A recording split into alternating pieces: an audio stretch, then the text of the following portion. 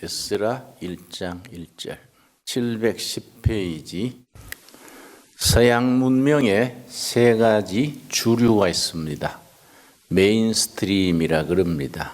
첫째는 히랍 아테네의 철학자들의 이성과 논리. 둘째는 로마의 법과 질서.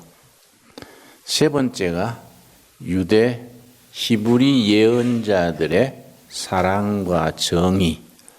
이 세 가지가 서구 문명을 이끌어온 3대 정신문화의 주류가 됩니다. 지금 이제 서양 문화, 동양 문화가 간격이 거의 넘어서고 있으니까 앞으로는 세계 문명의 3대 주류로서 역할을 하겠습니다. 자, 히브리 예언자들의 사랑과 정의, 이 문명의 주축을 이룹니다.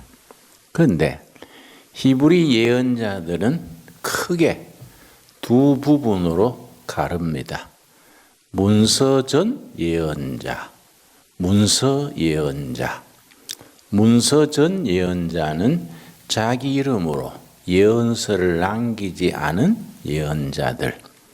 엘리야, 엘리사, 나단 이런 사람들이 문서전 예언자고, 문서 예언자는 자기 이름으로 예언서를 남긴 예언자들을 문서 예언자라고 그럽니다.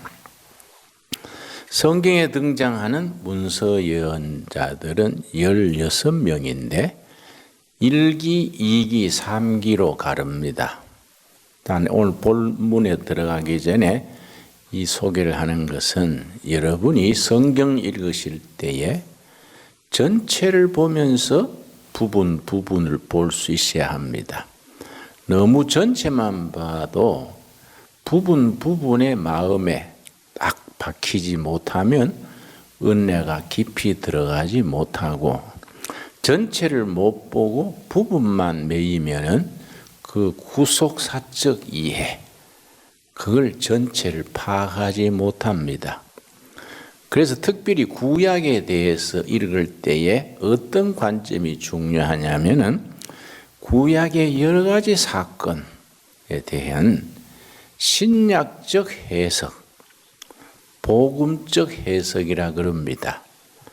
그 영어로는 이반제리칼 어프로치, 구속사적 이해 이렇게 부릅니다.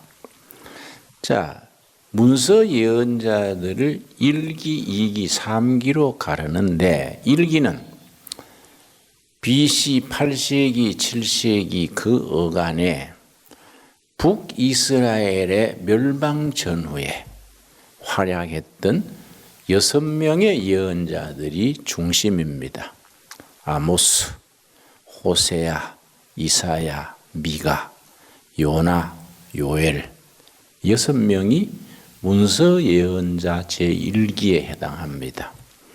그 뒤에 한 150년경 지나서 BC 6세기, 5세기 전후에 남유다 멸망 전후의 예언자들. 남유다가 BC 587년에 바벨론에 의해서 멸망당했습니다. 앞에 북이스라엘은 BC 722년에 아시리아에게 멸망당하고, 남유다는 좀 더 150년 정도 더 지탱하다가 바벨론에 의해서 BC 587년에 멸망했습니다. 그때 문서 2기 예언자들이 활약했는데 그때 또 6인조가 있습니다. 예레미야, 다니엘, 에스겔, 하박국, 스바냐 이런 사람들이 문서 2기 예언자들입니다. 그 뒤에 바빌론의 포로로 끌려가서 바벨론 수도 부근에서 포로 생활하면서 포로 생활의 정말 절망적인 그 기간 동안에 하나님을 찾게 됩니다. 그때 활약했던 예언자들이 3기 예언자들입니다. 그런데 3기 예언자들의 마지막이 말라기입니다. 말라기. 구약 성경의 맨 마지막 책이 말라기지요.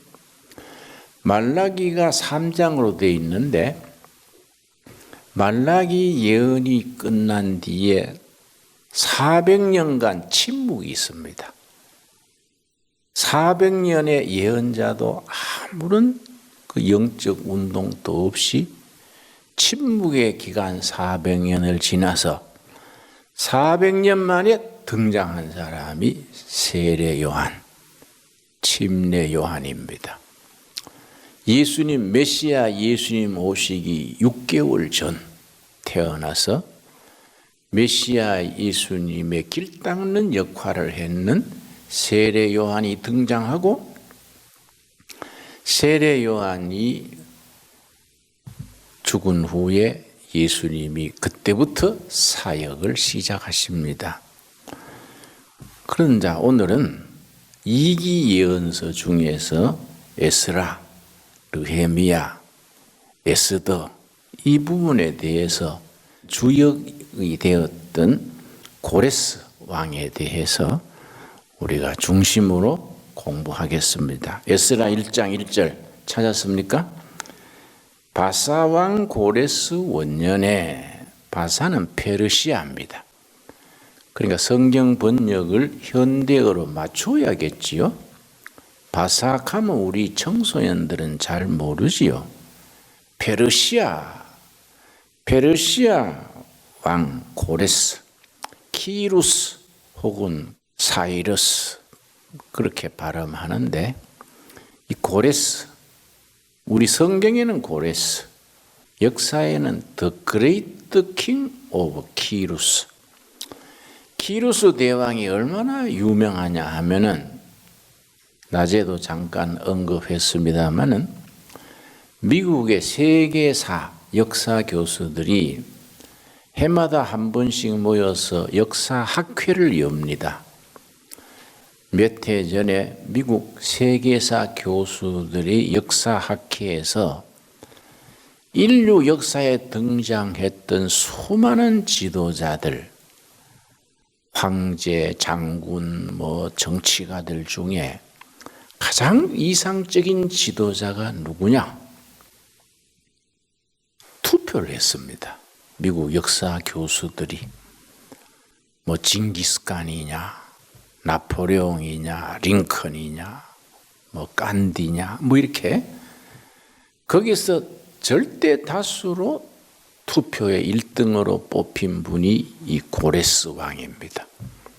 페르시아 건국주 고레스는 33개 제국을 통합시켜서 페르시아 왕국을 건설했는데 침략당했던 피점령 국가의 국민들까지 고레스 대왕을 존경했습니다. 그 당시에 33개 제국 전체 국민들이 고레스 왕에 대해서 My father, 아버지라고 불렀습니다. 존경과 애정을 담아서 My father 고레스 이렇게 불렀습니다.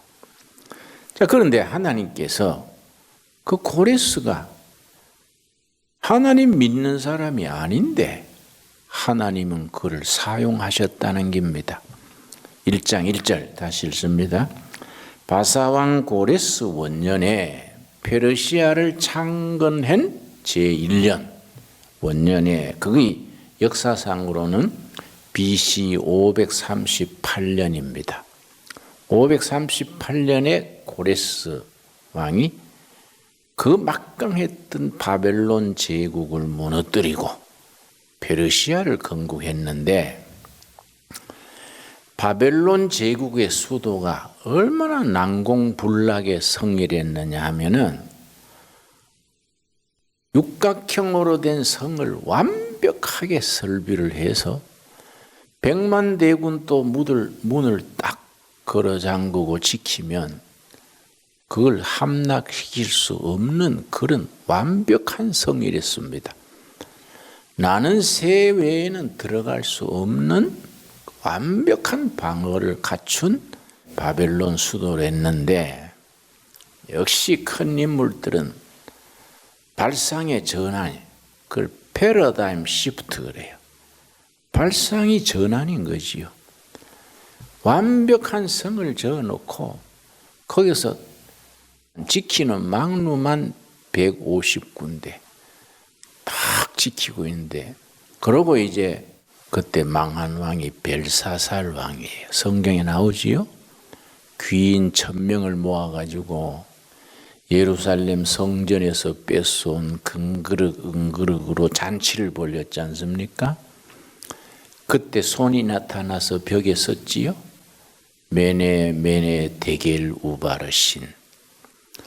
이걸 아무도 해석을 못했는데 포로로 잡혀와서 10대 소년으로 끌려와서 당대의 재상의 자리에까지 오른 참 불세출의 영웅입니다. 다니엘이 그걸 해석을 했지요.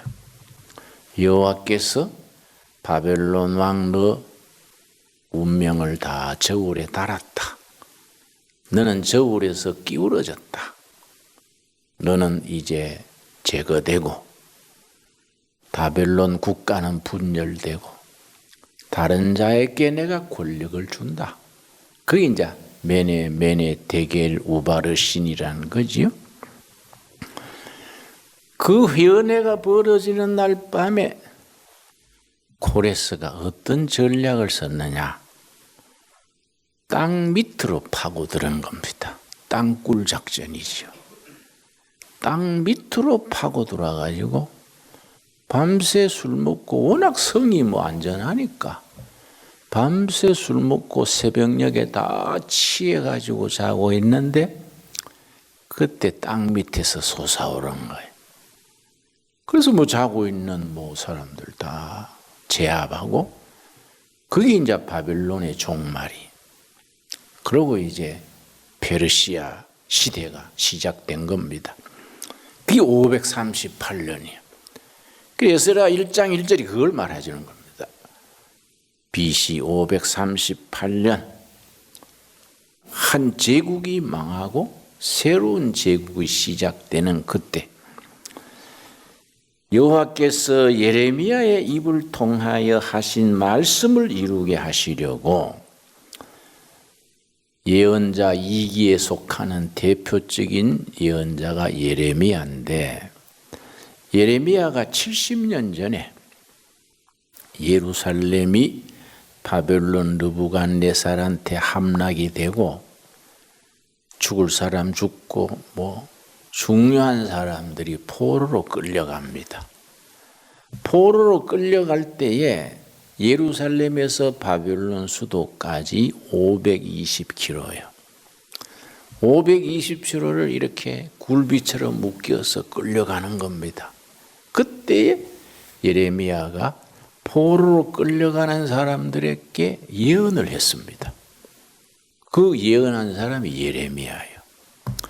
너희들이 지금 끌려가는데 빨리 돌아올 생각하지 말아라. 70년이 지나서 하나님이 너희를 해방시켜 줄 것이다. 예레미야서에 나와요. 절대 급한 생각하지 말고 자식 놓고 재물을 이루고 길게 잡고 견뎌라.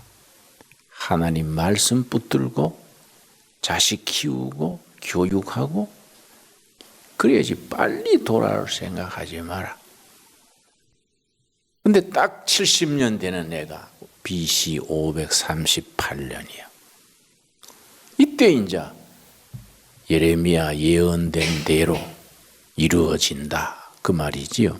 그러니까 에스라 1장 1절을 읽어도 성경 전체가 우리가 파악이 돼야 얼른 이해가 되는 거지요.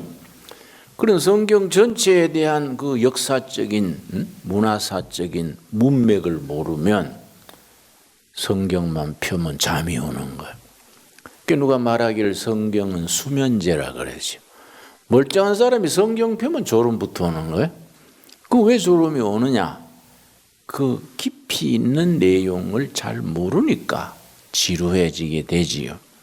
자, 1장 1절 우리 소리 내서 같이 읽읍시다. 바사왕 고레스 원년에 여호와께서 예레미야의 입을 통하여 하신 말씀을 이루게 하시려고 바사왕 고레스의 마음을 감동시키심에 그가 온 나라에 공포도 하고 조소도 내려 이르되, 예레미야의 입을 통해서 하신 말씀 70년 전 예레미야 25장 11절에 그 예언이 나와요. 예레미야 25장 11절 12절에 포로로 끌려가는 일행을 향해서 급한 마음 먹지 말고 가정을 이루고 자식 놓고 길게 보고 기다려라. 70년 후에 너희들이 돌아온다. 그래서 굉장히 이 70년이라는 게 중요합니다. 자, 그런데 예레미야가 70년 뒤면 돌아온다고 했는 그 예언을 이루는 데 도구로 쓰인 사람이 누구냐? 고레스다. 하나님이 고레스를 사용하셔서 70년 전에 하나님의 사람 예레미야의 예언을 성취시켜 주신다. 자, 2절. 바사왕 고레스는 말하노니 하늘의 하나님 여호와께서 세상 모든 나라를 내게 주셨고 나에게 명령하사 유다 예루살렘의 성전을 건축하라 하셨나니. 근데 여기 벌써 다르지요? 하나님을 믿는 사람이 아닌데 바벨론 제국이 예루살렘 성전을 돌 하나 돌 위에 남기지 아니하고 전부 무너뜨렸어요. 그런데 고레스 말이 하늘의 하나님이 나한테 사명을 줬다. 너희들을 해방시켜 줄 테니 가서 너희 성전을 재건해라. 이렇게 그래 해방돼 가서 세운 성전이 제2성전이지요. 그 성전을 이제 그 사람들이 가서 성전을 짓고 성문을 수리하고 이렇게 한 겁니다. 자, 3절.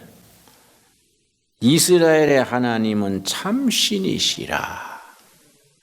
너희 중에 그의 백성된 자는 다 유다 예루살렘으로 올라가서 이스라엘의 하나님 여호와의 성전을 건축하라.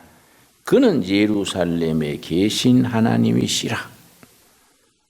이렇게 이제 집권 원년에 해방시켰는데 그 역사적인 뒷배경 스토리가 아주 흥미진진합니다.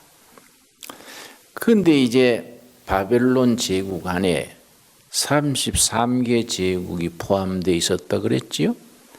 그 중에 메데란 나라와 페르시아, 바사란 나라가 있었습니다. 메데는 메디나, 바사는 페르시아인데 바벨론 제국 안에 메디나, 페르시아 두 나라가 포함되어 있었는데 두 나라가 붙어 있었어요.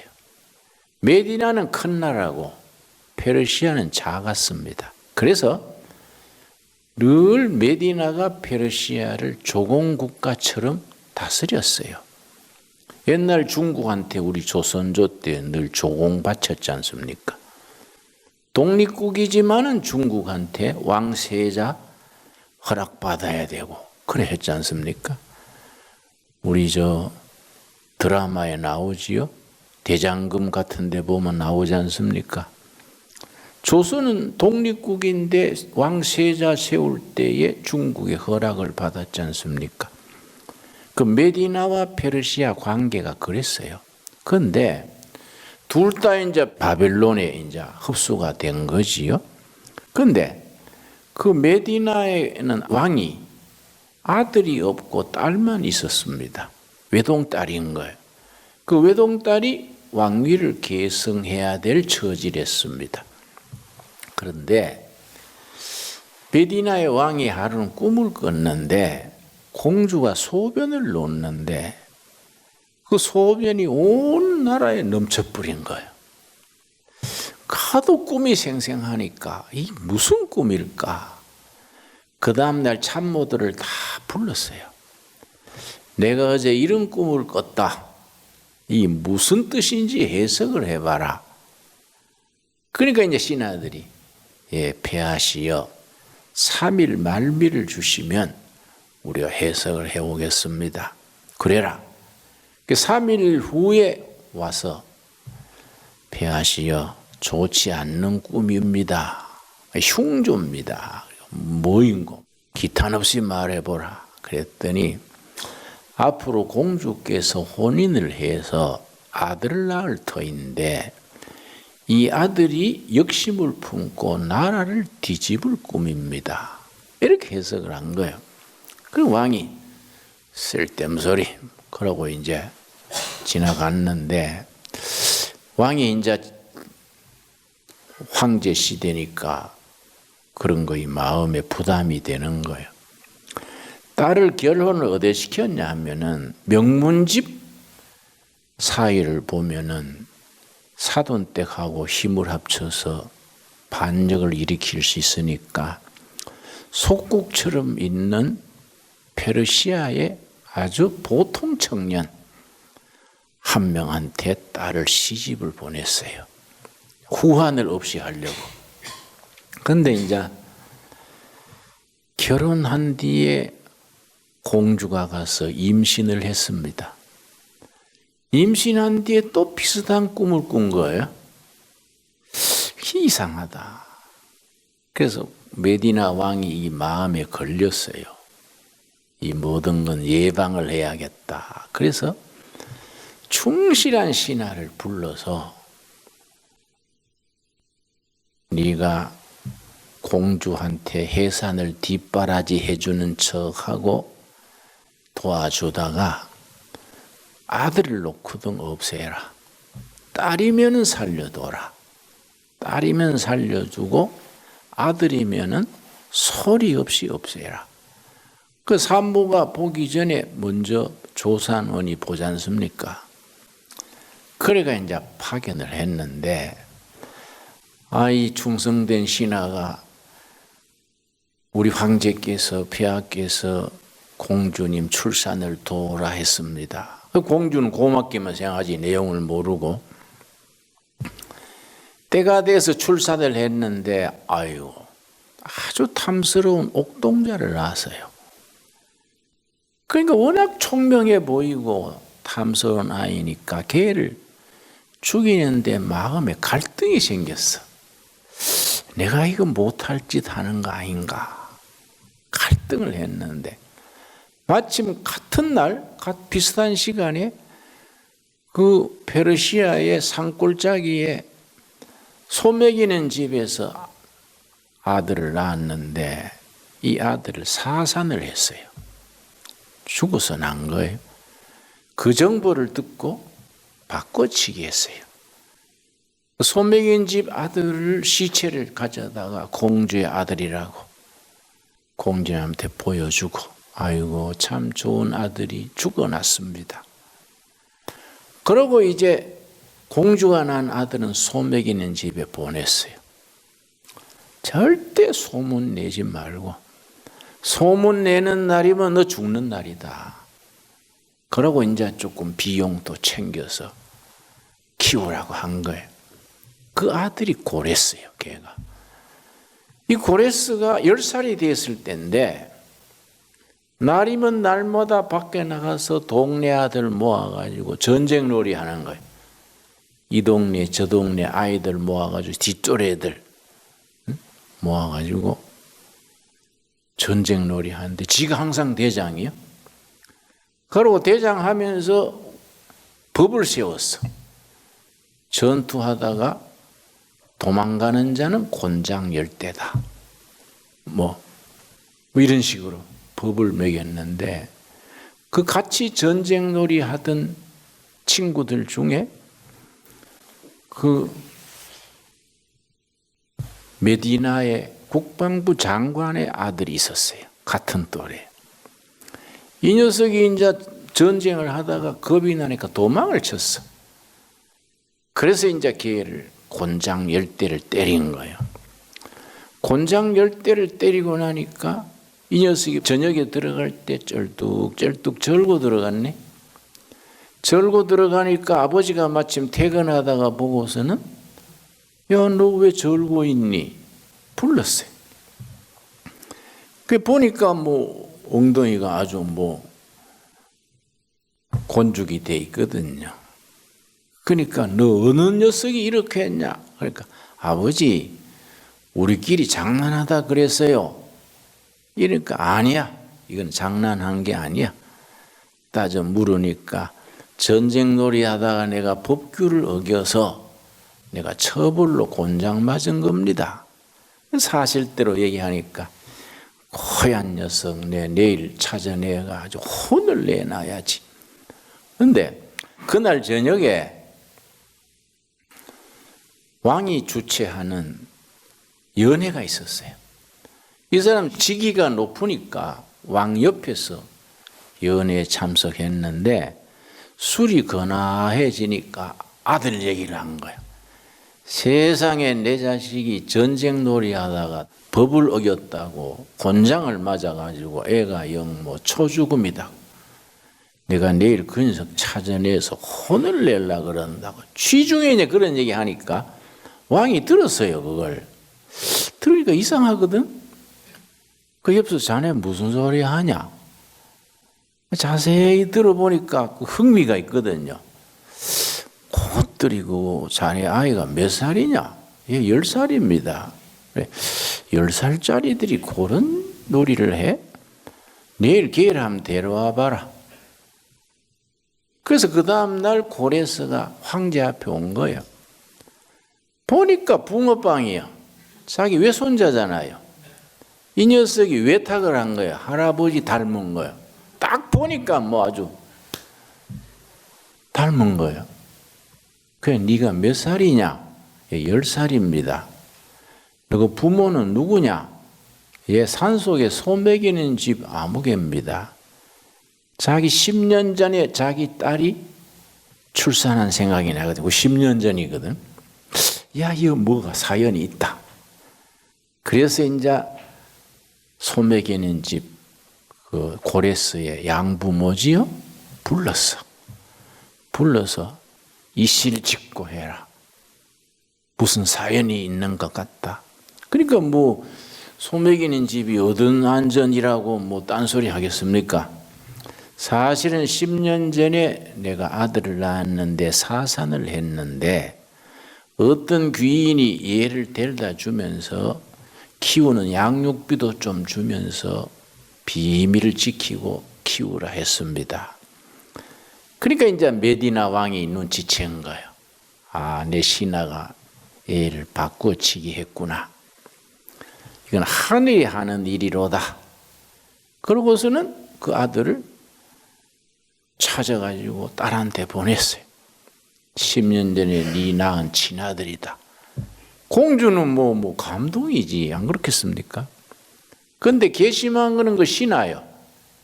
이 녀석이 왕을 그렇게 기만을 해? 그 다음날 신하를 불렀어요. 불러가 둘이서 식사 독대를 하는데 아주 반찬 중에 아주 불고기가 아주 한 살 나왔는데 이걸 같이 식사하는데 왕은 그 불고기에 손도 안 대는 거예요. 신하한테 자꾸 마음껏 들으라 그런 거예요. 그게 맛이 있어요.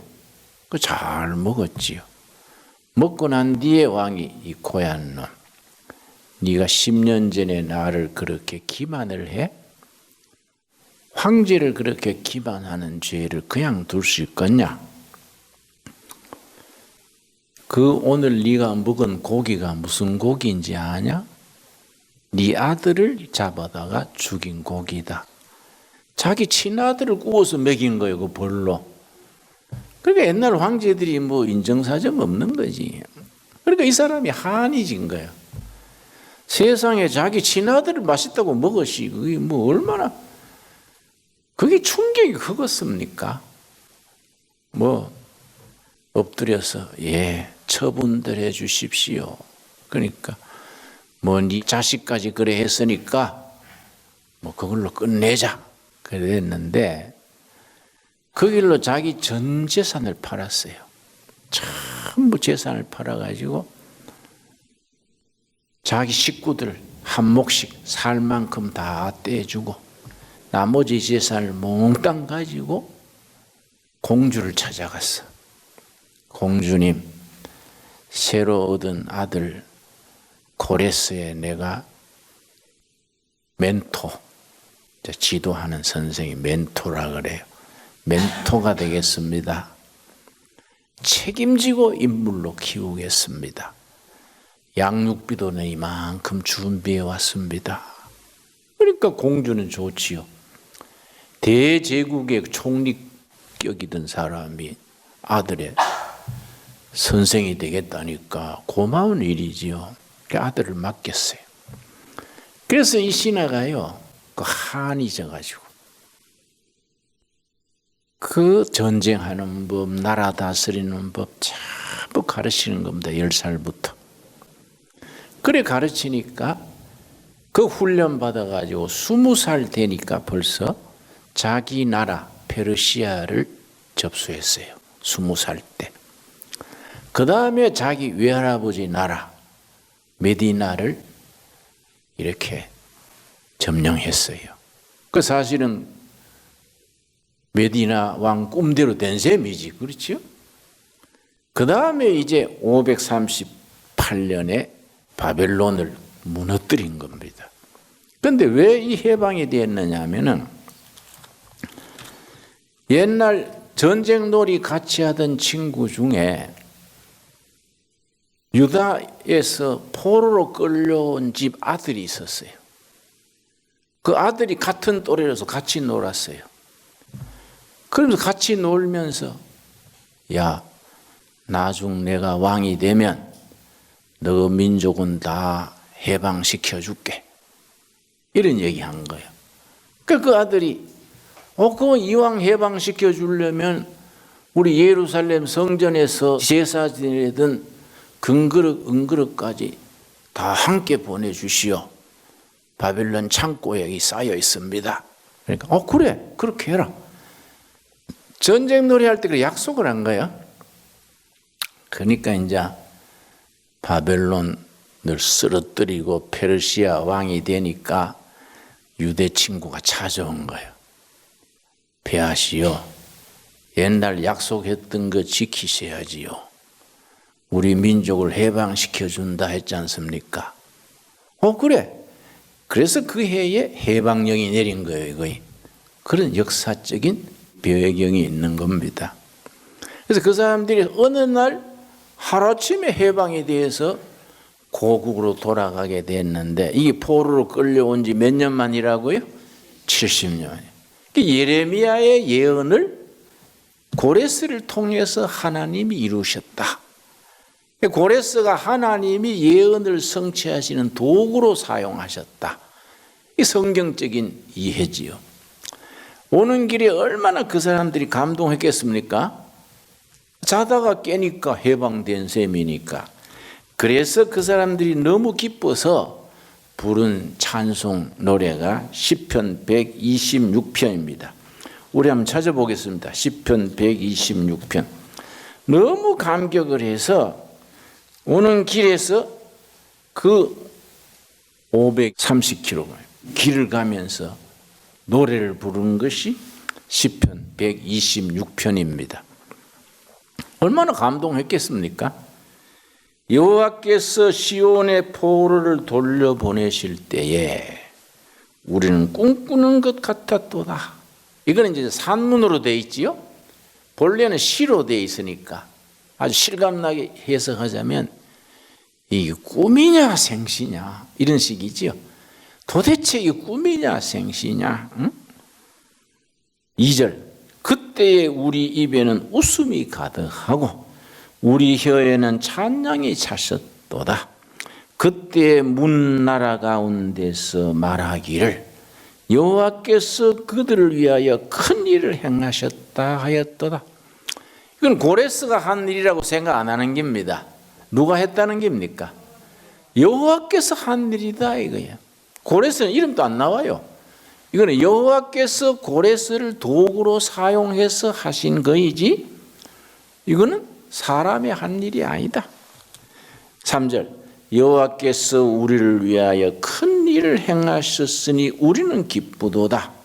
여호와여 우리의 포로를 남방 시내들 같이 돌려보내소서. 그리고 이제 5절 6절이 중요합니다. 5절 6절이 70년 만에 해방돼 가면서 70년 전에 우리 조국이 왜 망하고 왜 포로로 끌려왔느냐? 우리 민족의 죄 때문에 그렇다. 지도자와 백성들이 우상 숭배하고 부패하고 정의를 행하지 않고 하나님 보시기에 합당치 않아서 하나님이 바벨론 채찍을 사용해서 이 민족적인 재앙이 온 거이다. 그래 어떻게 할 것이냐? 5절 6절이죠.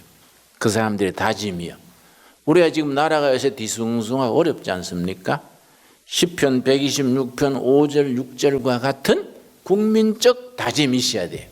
5절 눈물을 흘리며 씨를 뿌리는 자는 기쁨으로 거두리로다.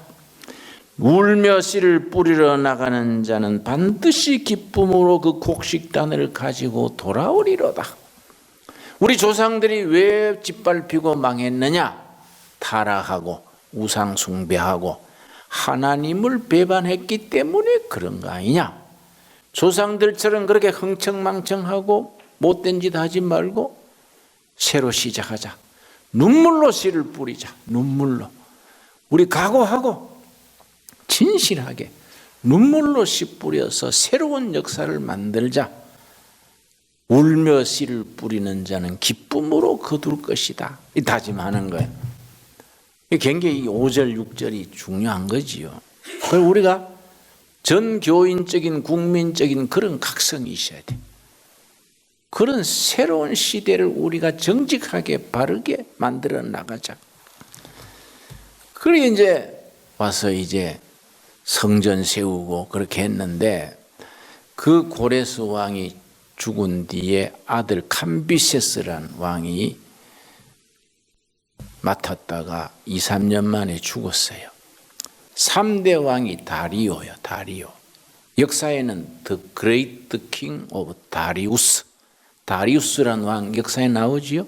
이 다리오 왕이에요. 이 다리오 왕이 BC 490년에 욕심이 난 거예요. 페르시아 전 국력을 모아가지고 히랍, 유럽이죠. 유럽의 첫 관문이 히랍, 아테네, 스파르타, 이쪽이 히랍이죠. 유럽이 거기서 시작되죠. 그리로 이제 정복 전쟁을 나간 겁니다.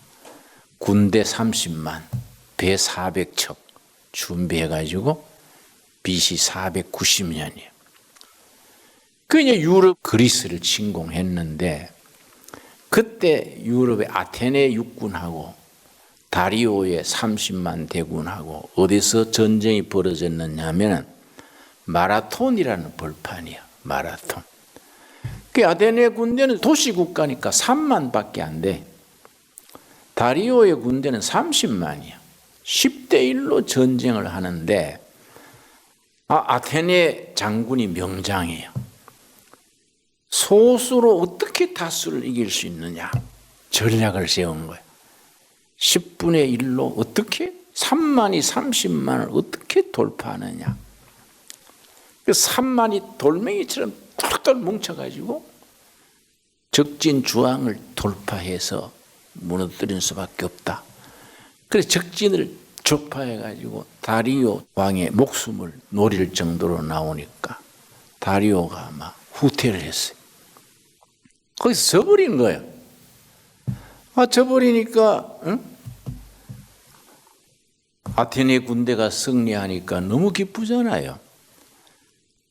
아테네 시에다가 알려야 되잖아요. 아테네 나라에. 그래서 아주 발빠른 사병을 하나 뽑아가지고 너 쉬지 말고 달려가가지고 사령부에 가서 승리했다고 보고하라. 그랬더니 그 거리가 42.8km예요. 그걸 한 번도 안 쉬고 달린 거예요. 빨리 소식 전하려고. 42.8km를 안 쉬고 달려가지고 사령부 앞에 가서 우리가 이겼습니다 하고 쓰러져 죽은 거예요. 그래서 마라톤 경기가 생긴 겁니다. 그런데 옛날 페르시아 쪽이 이란입니다. 지금 이란. 바벨론 쪽은 이락이에요. 이락. 그래 지금 올림픽을 열면은 이란, 페르시아의 후예인 이란은 올림픽 마라톤은 참가하지 않습니다. 전통적으로. 그러고 옛날에 중동에서 한번 올림픽이 있었지요. 마라톤 경기는 아예 빼뿌렸어요. 조상들의 그건 수치스러운 패배다. 그 마라톤 경기가 그런 사연이 있습니다. 지금 또 이란은 올림픽 할 때마다 다른 경기는 참여하는데 마라톤만큼은 출전시키지를 않습니다. 그래서 패전에서 돌아와 가지고 복수하려고 얼마나 분하겠습니까? 군대를 기르다가 7년 만에 죽었어요. 그 아들이 이제 에스더의 남편 누굽니까? 아하수에로입니까? 이 남편이에요. 아들이 물려받은 뒤에 아버지 복수하려고 3년간 준비를 했어요. 다리오의 왕의 아들 아하수에로 기억하시지요? 근데 이 이름이 문제가 있어. 역사에는 그 사람이 크세르크세스 왕이야. 그러니까 이름을 아하수에로 그러지 말고 크세르크세스로 바꿔야겠지요? 이 사람이 3년간 준비를 해서 BC 480년에 군대 70만, 배 1400척 동원해가지고 아버지 복수하려고 히랍을 재침공을 했습니다. 그 침공할 때에 군대가 떠나기 전에 잔치를 하지 않습니까? 출정식. 그게 에스더 1장 1절입니다. 에스더 1장 1절. 에스라 느헤미야 다음에 에스더가 나오지요. 에스더 1장 1절 한번 찾아보겠습니다. 에스더 1장 1절. 이 일은 아하수에로 왕 때에 누구 남편이라고요? 에스더의 남편 아하수에로 왕 때에 있었던 일이니 아하수에로는 인도로부터 구스까지 127지방을 다스리는 왕이라. 인도에서 구스는 에티오피아입니다. 아프리카 최북단. 에티오피아에서 인도까지 33개 나라를 다스리는 왕이다. 그런데 2절 당시에 아하수에로 왕이 수산궁에서 즉위하고 미국은 백악관, 한국은 청와대, 페르시아는 수산궁이요. 수산궁.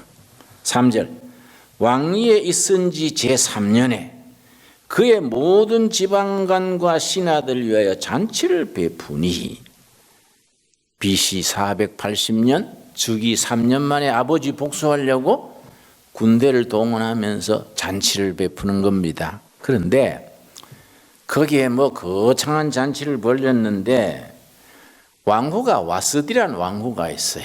인물이 절세 미녀예요. 잔치가 무르익어 가니까 왕이 자기 아내 왕후를 신하들한테 자랑하고 싶었어.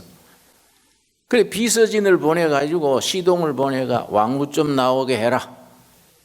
모두 이렇게 좋은 분위기에 인물 자랑 좀 시켜야겠다. 이라고 보냈다고요. 그 시동에 가가지고 왕후한테 폐하께서 좀 연회석에 오시랍니다. 그러니까 왜 오라 하는데, 그러니까 신하들에게 아마 자랑하고 싶은 거지요. 뭐 그렇게 대화가 오고 갔는데 왕후가요, 내가 뭐 구경거리냐?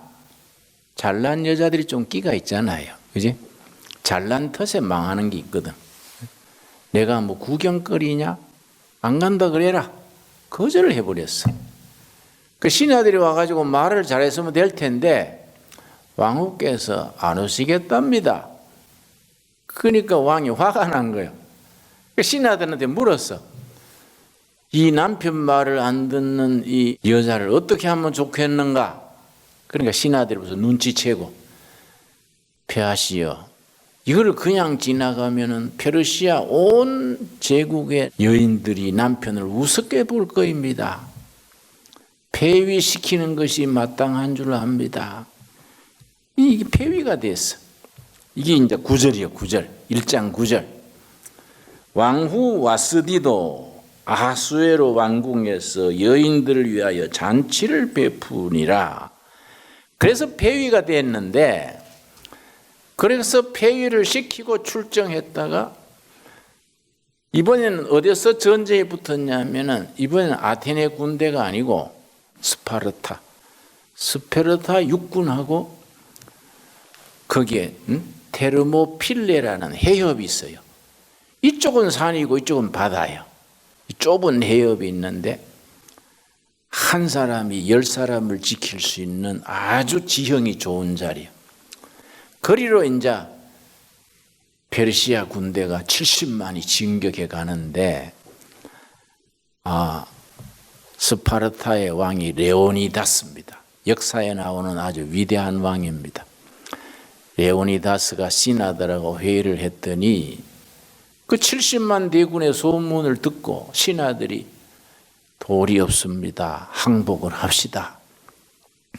우리가 70만을 이길 수 없지요. 그러니까 왕이요, 우리가 스파르타가 어떻게 싸워보지 않고 항복하느냐. 그래서 이제 정예군 300명을 뽑았어요. 어떻게 뽑았냐면 후계자 아들이 있는 군사, 대를 이을 아들이 있는 군사 정예를 300명을 딱 뽑아서 테르모필레 해협에서 딱 지켰어요. 300명 대 70만이 뭐 게임이 안 되지요. 그러나 워낙 지형지세가 좋고 용감히 싸우니까 3일을 버텼어요. 3일간 지켰어. 3일간 지키고 전원 전사했습니다.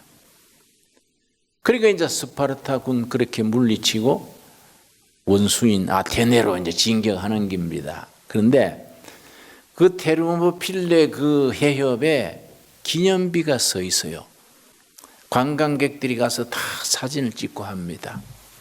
그 역사를 아는 사람들이. 그 기념비에 영어로 헬라어로 써놨습니다. 지나는 길손이여 조국 스파르타에 가서 일러다오. 우리는 조국을 지키려고 여기에 누워 있나라고. 아주 멋있어요. 그 영어로 헬라어로 딱 써놨어요. 아주 멋있어요. 그 기념비가. 그래서 이제 그 지나간 아테네에 갔는데 아테네에 명장이 있었어요. 데모스텔레스라는 명장이에요. 이 사람이 그 3일을 이용한 거예요. 3일. 그 3일이 중요한 겁니다. 6.25 전쟁 났을 때 인민군이 3일 만에 서울을 점령했는데 전략상으로 막바로 한강 건너서 부산으로 갔으면 우리는 공산화됐어요. 근데 무슨 이유인지 인민군이 서울에서 3일을 그냥 놀았어요. 소잡아 먹고 뭐 깽가리 치고 남한이 다 떨어진 것처럼 생각하고. 그 3일 동안의 역사가 달라졌어요. 국군이 낙동강 전선 방어진 치고 미군이 오고 유엔이 결정하고 그 3일 때문에 대한민국이 살아난 겁니다. 같은 경우요. 3일간 이 스파르타 레오니다스 군대가 3일간 거기서 테르모필레에서 막아줬기 때문에 데모스텔레스가 아테네 시민 전체를 그 건너편에 살라미스라는 섬이 있어요. 전부 옮겼어요.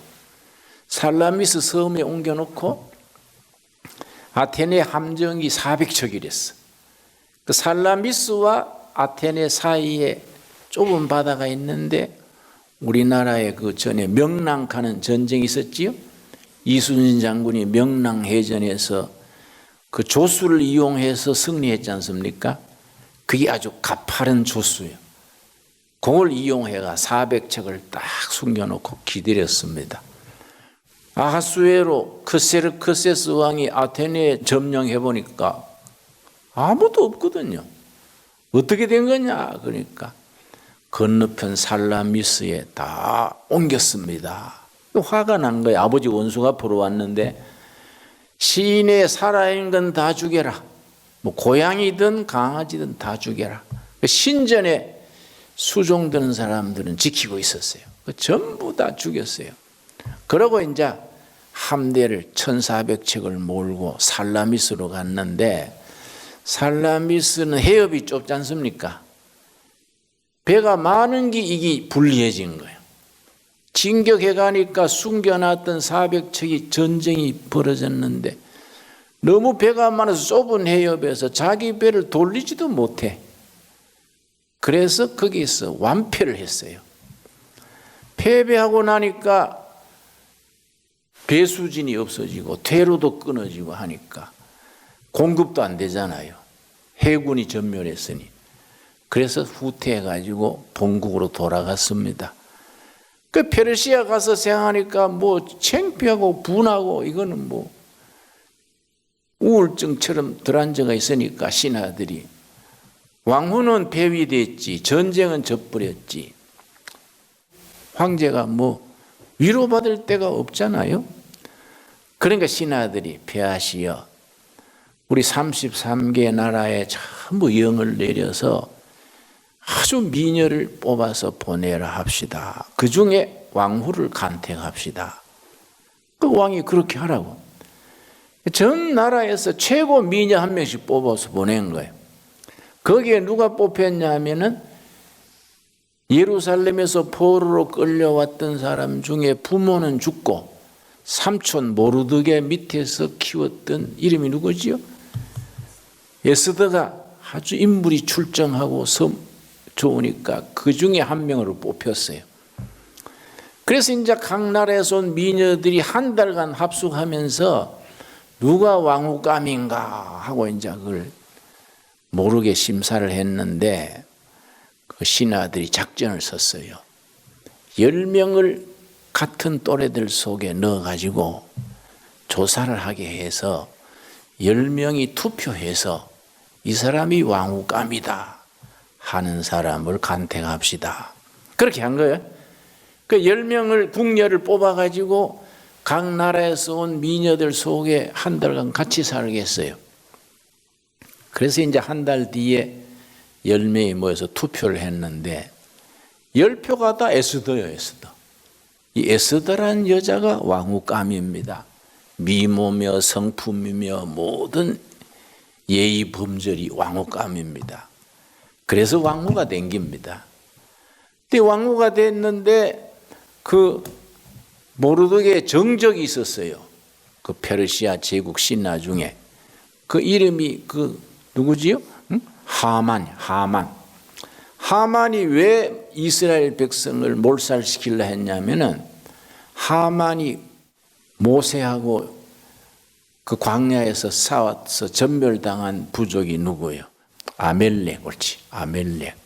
아멜렉 족속의 후손인데 자기 조상들이 이스라엘한테 전멸당해가지고 완전히 나라가 거들났는데 이게 후손이 그게 민족적인 한을 품은 거예요.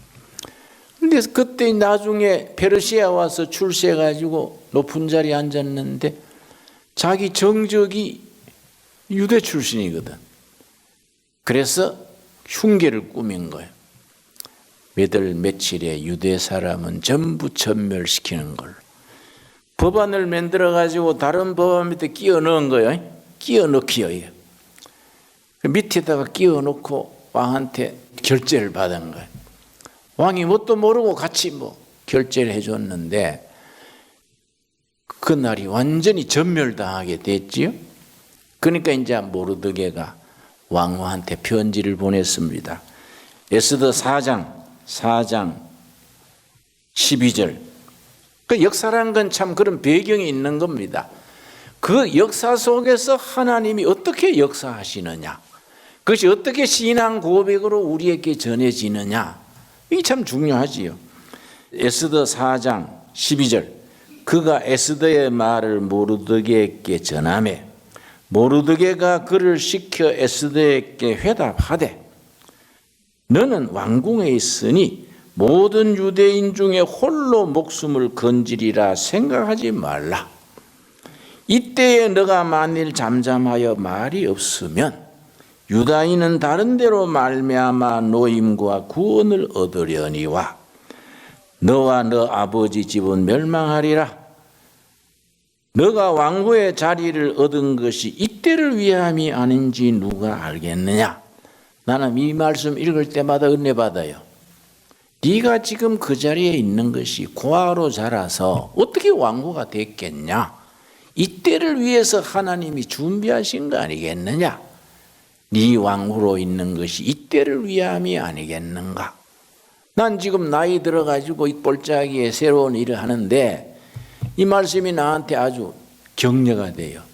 내가 평생 살아온 경험, 인내, 시행착오 모든 것이 이때를 위함이 아니겠습니까? 그 전력을 다해서 열심히 하는 거예요.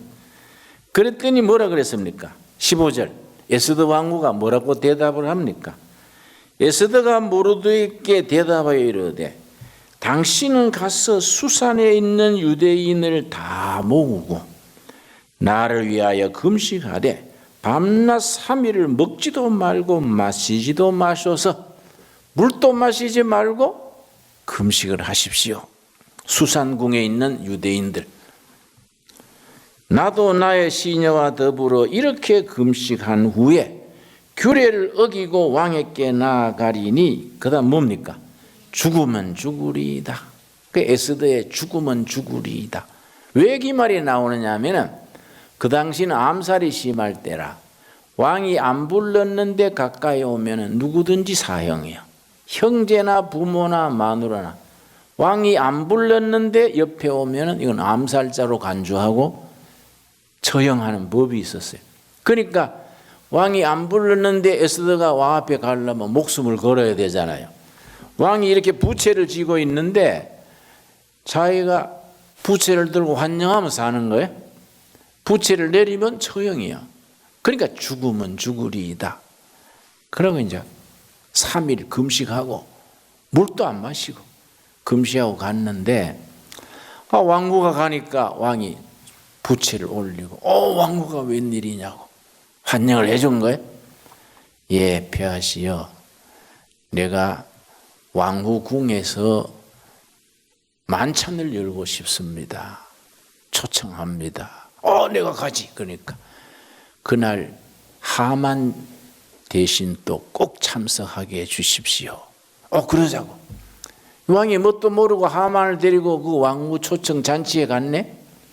잔치가 벌어졌는데 왕후가 폐하시여, 우리 민족이 폐하한테 얼마나 충성하는데 왜 몰살시키려 합니까? 그 왕은 모르는 소리지. 얼결절에 결제했으니까. 그 무슨 소리요? 하니까 왕후 에스더가 울면서 몇월 며칠 우리 민족이 다 몰살당합니다. 나도 그 민족이니까 나도 죽게 되지 않습니까? 왕이 놀래가 조사를 해보니까 하만 짓이거든. 그래서 하만이 자기 정적 모르드게를 처형하려고 자기 집 뒤뜰에 큰 말뚝을 씌워놨어요. 매달려고. 그 자리에 하만 자신을 매달았지요. 그 유대인이 구원받은 거지요. 지금 이스라엘 민족의 절기입니다. 그날이. 그 무슨 절을 하는지 아십니까? 그게 부림절이요. 부림절. 지금 국가로서 이스라엘에 3대 절기가 있습니다. 우리 광복절, 3.1절 이렇게 있듯이. 첫째는 애굽 땅에서 해방된 6월절. 둘째는 광야 40년을 기념하는 초막절 혹은 장막절 그래요. 세 번째가 이 페르시아에서 하만의 흉계에 살아남은 날 부림절. 이게 지금 이스라엘의 민족 3대 절기입니다. 우리 역사 속에서 우리가 마지막으로 뭘 우리가 다짐해야 되느냐 하면은 에스더가 자기 민족적인 큰 재난을 앞두고 네가 왕후가 된 것이 이때를 위함이 아니겠는가? 그러고 죽으면 죽으리이다. 에스더라는 왕후가 그런 결단을 해서 민족적인 재난을 극복한 거지요. 우리가 하나님의 일하는 데 있어서 이런 기계, 이런 다짐이 필요한 거이지요. 하나님의 일은 사실은 죽게 하면 살기로 하는 겁니다. 우리가 어영부영 이렇게 산보하듯이 그래 하는 게 아니에요. 인생을 투자해서 하는 거이지요. 거기서 기쁨이 오고 감사가 오고 감동이 오는 거이죠. 자, 우리가 에스더서에서 오는 이 역사의 이야기, 그 속에 하나님이 어떻게 움직이셨는가? 오늘도 한 가지입니다. 오늘도 우리가 한국교회 성도들이 적게는 800만, 많게는 1000만인데 나라가 어려울 때 다 에스더가 되고 모르드게가 되고, 그래서 그 시대의 역사를 하나님의 기뻐하는 역사로 만들어 나가야지요. 우리 기도하겠습니다. 하나님 감사합니다. 우리가 이 귀한 숲체험과 말씀의 잔치에 참여케 하셔서 감사합니다. 지금 살아온 세월이 이때를 위함이 아니겠습니까? 우리가 정말 에스더 왕후처럼 죽으면 죽으리이다, 그런 각오로 우리가 맡은 바 사명에 헌신하고 열매 맺어 하나님께 영광 돌리게 하옵소서. 예수님 이름 받들어 기도드려 싸움나이다. 아멘.